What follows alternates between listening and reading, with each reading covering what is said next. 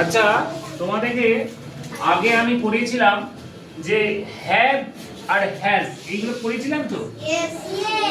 Have R has, এই have R has এর বাংলা মানে কি গো? হ্যাভ এর বাংলা মানে কি? আছে। হ্যাভ মানে হ্যাজ মানেও আছে, তাই তো? ধরো আমি এরকম বলেছিলাম যে আমার একটি বই আছে, তাই তো? আমার একটি বই আছে, তাহলে আই হ্যাভ এ বুক। আবার যখন বলেছিলাম যে তার একটি বই আছে, হি হ্যাজ এ বুক, এরকম বলেছিলাম তো।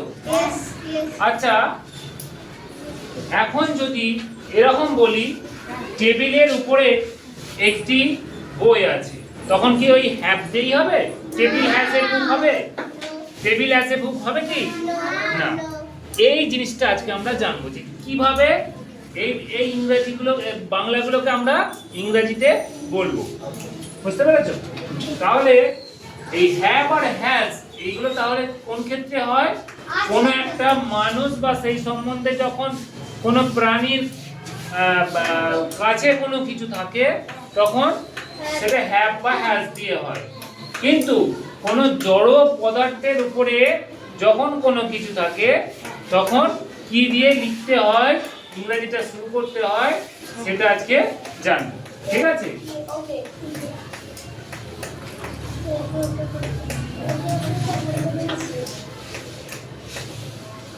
দেখো, দেয়ার এই কথাটার মানে শুনেছো নাকি তোমরা? দেয়ার কথাটার মানে শুনুনি নাকি? শুনেছি।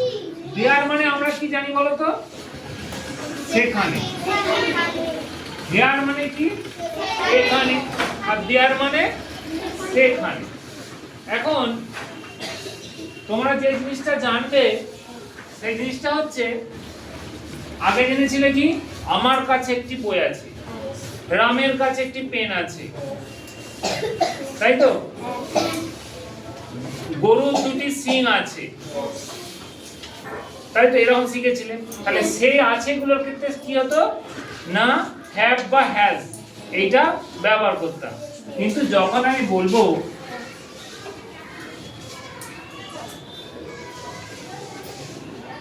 টেবিলে ওপর একটি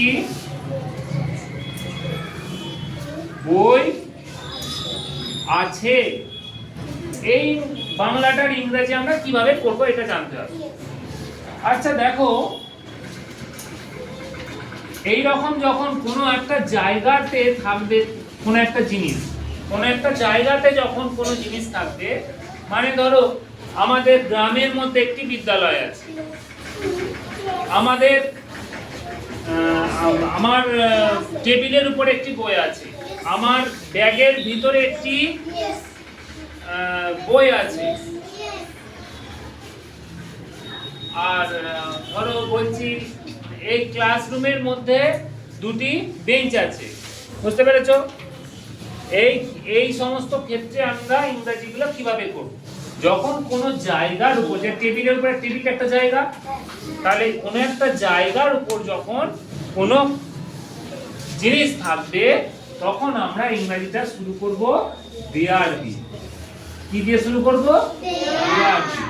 এই টেবিলের উপর আছে, টেবিলটা একটা তো জায়গা, হ্যাঁ? টেবিল একটা প্রাণী? প্রাণী তো নয়, ওটা একটা জায়গা। তাহলে জায়গার উপর যখন কোনো জিনিস থাকবে আমরা কি দিয়ে ইংরেজি শুরু করব? দেয়ার দিয়ে। তাহলে দেয়ার, দেয়ারের পরে ইজ, ইজও হয়, আরও হয়। এখন দেখো এখানে একটি জিনিস দেয়া আছে, একটি বই, তাই তো? এই একটি থাকা মানে সিঙ্গুলার, হ্যাঁ? সিঙ্গুলার প্লুরাল তো জানো তোমরা, একটি থাকলে সিঙ্গুলার হয়, অনেক থাকলে প্লুরাল হয়, জানো তো এটা? হ্যাঁ, তাহলে একটি যখন আছে সেই জন্য কি হলো? ইজ হলো, হ্যাঁ?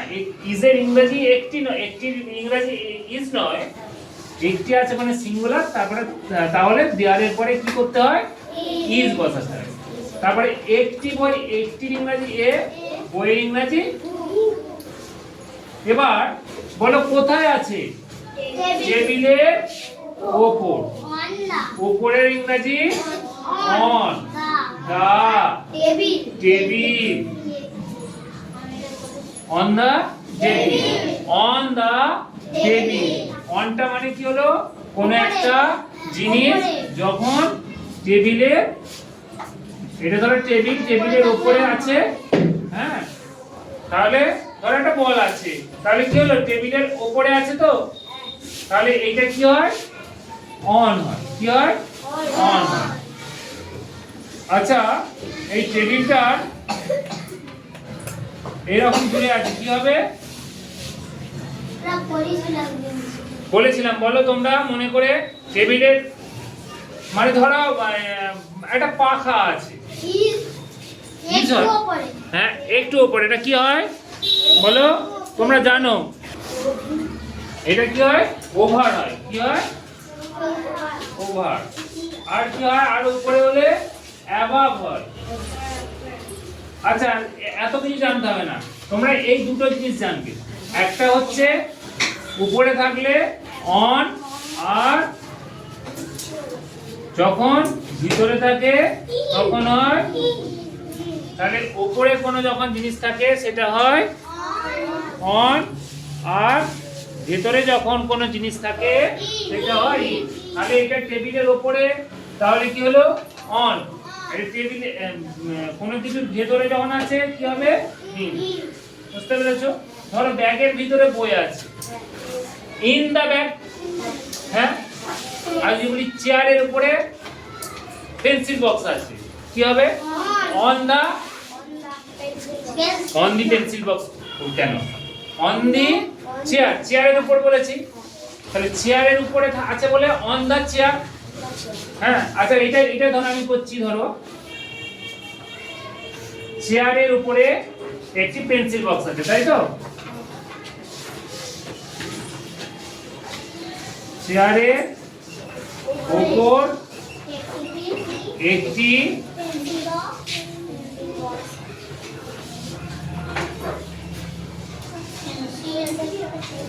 আছে। কিভাবে করবো দেখো, সবার প্রথমে দেখতে হবে কোন প্রাণীর কাছে আছে না এই পেন্সিল বক্সটা, কোন প্রাণীর কাছে আছে নাকি না কোন জায়গায় আছে? কোন জায়গায় আছে। তাহলে আমরা কি দিয়ে শুরু করব? দাঁড়াও, দেয়ার। তারপরে একটি আছে, একটি থাকলে জানবে একটাই আছে মানে সিঙ্গুলার, তাহলে সিঙ্গুলারে কি হয়? এবার একটি পেন্সিল বক্স, তাই তো? তাহলে a pencil box. Pencil box. এবার কি? চেয়ারের ওপর। উপরের ইংরেজি কি বলেছি? On the chair. ভালো করে দেখে করবে। বুঝতে পারলে না? বুঝতে পারলে না? এবার তোমাদেরকে যদি দেওয়া হয় এইরকম, তোমরা পারবে তো? কিন্তু যদি আমি বলতাম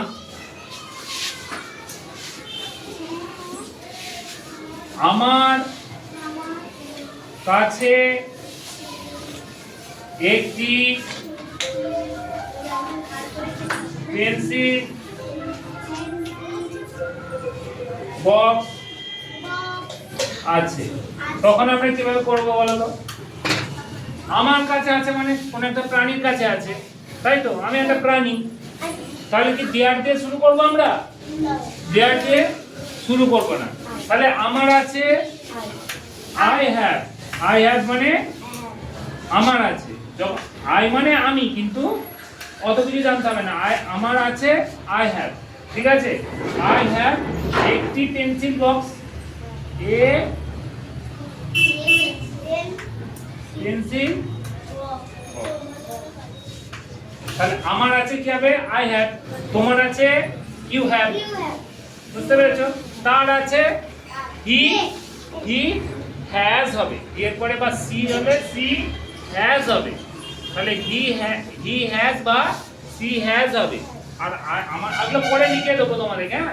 এখন তোমরা এটুকু জানো যে কোন একটা প্রাণীর কাছে যখন কোনো কিছু থাকবে ইংরেজি বাক্যের মধ্যে হ্যাভ বা হ্যাভ বসে, কিন্তু যখন আমরা কোনো একটা জায়গায় কোনো একটা জিনিস থাকবে আমরা ইংরেজি লিখতে গেলে দেয়ার দিয়ে শুরু করব, তাহলে কি হবে there is a book on the table. যেই জায়গায় থাকবে সেইটা কোথায় লিখবো, সবার শেষে। কোথায় আছে, উপরে আছে, সেজন্য অন। টেবিলের উপরে আছে দ্য টেবিল। যখন বলছি চেয়ারের উপর, তখন কি হচ্ছে অন দ্য চেয়ার। বুঝতে পেরেছো? আবার যদি বলতাম পেন্সিল বক্সের ভিতরে একটি পেন্সিল আছে, দাঁড়াও এটা এটা এটা লিখে দিই।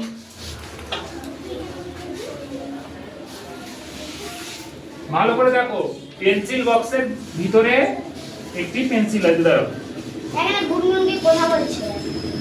পেন্সিল, এই কথা বলবে না।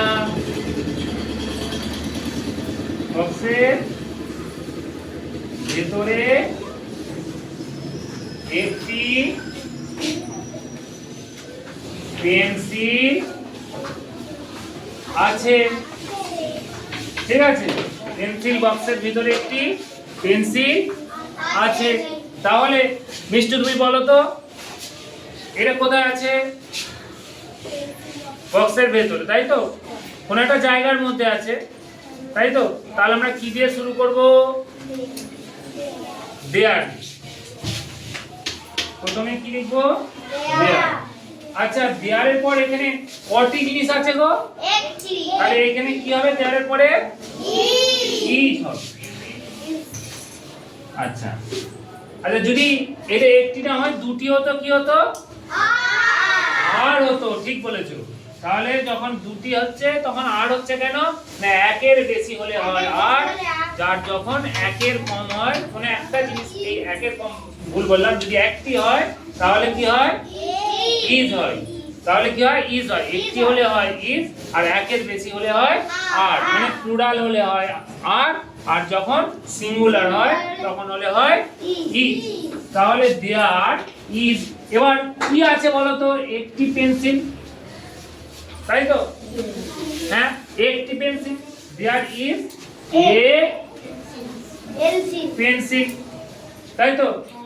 এবারে কোথায় আছে? পেন্সিল বক্সের ভেতরে আছে। এইগুলো কোথায় ছিল? উপরে। উপরে ইংরেজি অন হয়েছে, ভেতরের ইংরেজি there is a pencil in the pencil box. নিজেরা করতে পারবে এরকম? যদি আমি কয়েকটা দিয়ে দিই, নিজেরা করতে পারবে না? পারবে না? পারবে। আচ্ছা, আমি কয়েকটা দিচ্ছি, তোমরা এবার তাহলে নিজেরা করার চেষ্টা করো তো। আমি মুছে দেবো তো, সব মুছে দিচ্ছি, তোমরা নিজেরা করার চেষ্টা করো। আমি বলছি, ধরো ধরো আমি বলছি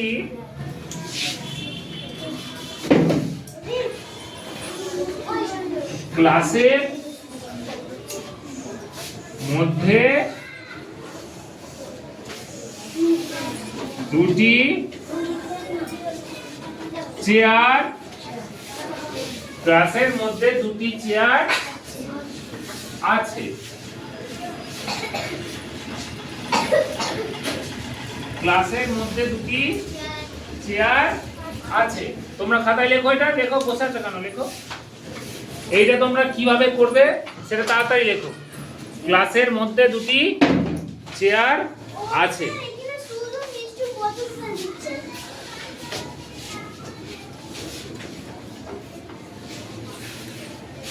সবাই করো তাড়াতাড়ি, এটা নিজেরা করো, চেষ্টা করো। ক্লাসের মধ্যে দুটি চেয়ার আছে। লিখছো সবাই? লেখো।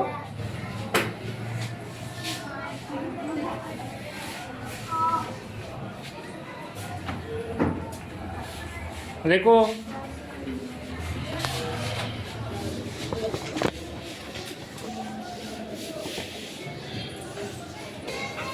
তাহলে এবারে আমি করে দিচ্ছি, দেখো কোথায় আছে বলো? ক্লাসের মধ্যে। স্কুলে কোথায় বলেছি আমি? ক্লাসের মধ্যে, তাই তো? তাহলে কোন একটা জায়গার মধ্যে আছে, চেয়ারটা কোন একটা জায়গার মধ্যে আছে, তাহলে কি হবে? দেয়ার। বলো তোমরা, বলে দেয়ার। দেয়ার পর কি লিখবো? আর লিখবো। কেন লিখবো? দুটি আছে বলে আর লিখছি, যদি একটি থাকতো কি লিখতাম? ইজ লিখতাম। তাহলে দেয়ার আর কটা হবে? 2 কি আছে? চেয়ার।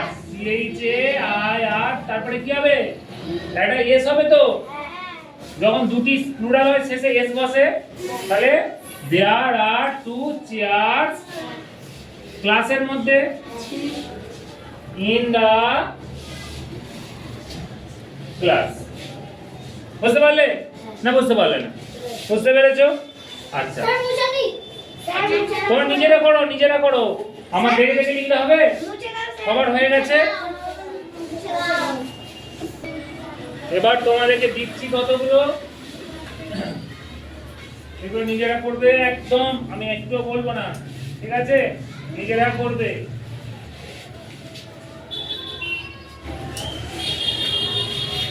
বাগানে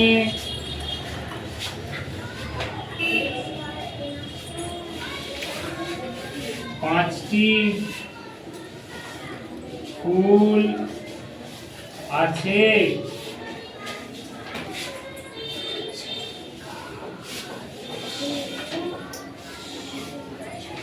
বিদ্যালয়ে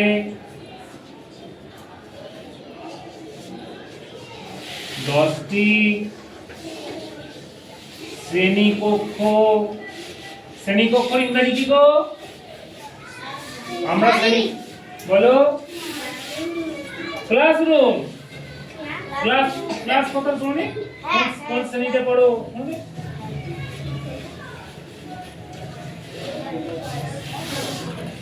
আমাদের গ্রামে একটি বিদ্যালয় আছে। তারপরে করো নদীর পাশে একটি গাছ আছে। নদীর পাশে একটি গাছ, হ্যাঁ এইগুলো নিজেরা করো, এখন করো, নিজেরা করো। নদীর পাশে একটি গাছ আছে। একটা ইংরেজি তোমাদেরকে বলে দিই, পাশে ইংরেজি হচ্ছে ইন আর অনটা বলেছিলাম। কোন একটা জিনিসের পাশে যখন থাকবে তার ইংরেজিতে কি গো? বিসাইড। ইংরেজিতে কি? আমার পাশে যখন কেউ থাকে বলি সাইডে যাওয়া, বলি তো সাইড। তাহলে যখন কোনো কিছুর পাশে থাকে কোনো জিনিস, তাকে বলে বিসাইড। কি বলি? বিসাইড। বিসাইড মানে পাশে, ইন মানে মধ্যে, অন মানে উপরে। তোমরা এই কটাই জানো, পরে আরো যখন বড় হবে আরো অনেক জানবে। বুঝতে পেরেছো? তাড়াতাড়ি এগুলো তাড়াতাড়ি করে বলো। তোমরা একটা একটা করে বলো, আমি ঠিকঠাক লিখছি নাকি দেখো। কি আছে? বাগানে 5টি ফুল আছে। কি দিয়ে শুরু করব? দেয়ার। দেয়ারের পর কি লিখবো? আর। তারপরে কি লিখবো? ফাইভ। বাহ, এই তো পাচ্ছ। ফুলের ইংরেজি ফ্লাওয়ার। এফ হলো WER। এবার 5টি আছে বলে কি হবে? ফ্লাওয়ারের শেষে এস। ফ্লাওয়ার কোথায় আছে? কোথায় আছে? বাগানে। মেয়েরা বলো বাগানে। In the garden. GARDEN। Garden. In the garden. তাহলে বাগানে 5টি ফুল আছে। There are 5 flowers in the garden। আচ্ছা, এই পরেরটা, বিদ্যালয়ে 10টি শ্রেণীকক্ষ আছে। কি হবে? দেয়ার। তারপরে আর। কেন হলো আর? 10টি আছে বলে। সবাই বলো আছে বলে কি হলো? আর। যদি একটি থাকতো কি হতো? তাহলে দেয়ার আর 10, 10টি 10 শ্রেণীকক্ষ ইংরেজি কি বললাম? ক্লাসরুম। তোমরা এগুলো শুনোনি? ক্লাসরুম ক্লাসরুম তোমরা কোন শ্রেণীতে পড়ো মানে কোন ক্লাসে পড়ো তাই তো সেইটা কিন্তু শ্রেণীকক্ষ ইংরাজি হচ্ছে রুম এটা একটা কক্ষ রুম শ্রেণীকক্ষ ক্লাসরুম বিদ্যালয়ে ইন দা স্কুল তাহলে আমাদের বিদ্যালয়ে 10টি ক্লাসরুম আছে এবার আমাদের গ্রামে একটি বিদ্যালয় আছে কি দিয়ে শুরু করব বলো মেয়েরা বলো দেয়ার দেয়ারের পর ইজ বলো এ কি হবে এই সরি এটা একটা ভুল হয়েছে দেখো ক্লাস রুম সরি তাই তো ক্লাসরুম হ্যাঁ অনেকগুলো আছে আর দেখো তারপরে কি দেয়ার ইজ এ স্কুল হবে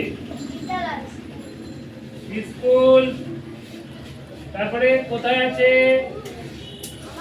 আমাদের গ্রামে গ্রামে মানে কি জানে গ্রামের মধ্যে যে বিদ্যালয়ে তার মানে কি বিদ্যালয়ের মধ্যে মধ্যে হলে ইন হবে এক্ষেত্রে তাহলে there is a school in our বলেছি আমাদের গ্রামে তো আওয়ার ভিলেজ ঠিক আছে ইন আওয়ার ভিলেজ আচ্ছা শেষেরটা বলো নদীর পাশে একটি গাছ আছে নদীর পাশে একটি গাছ আছে তাহলে কি হলো দেয়ার তারপরে তারপরে তারপরে বলো ট্রি ট্রি নদীর পাশে পাশে ইংরেজি কি বলে দিলাম পাশে ইংরেজি আমার পাশে মানে কি